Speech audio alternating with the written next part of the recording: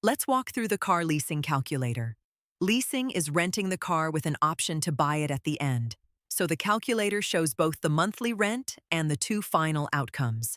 What you pay if you keep the car, and what you pay if you hand it back. First, the value of the vehicle, the price of the car you want to lease. Let's enter 30,000 euros. Next, the down payment you pay up front. We'll put in 6,000 euros. Then the term, how many monthly rents the contract lasts. Let's choose 48 months.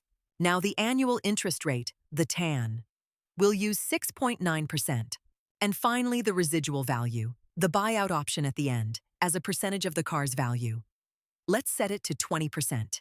Instantly, the calculator shows your monthly rent of about 465 euros.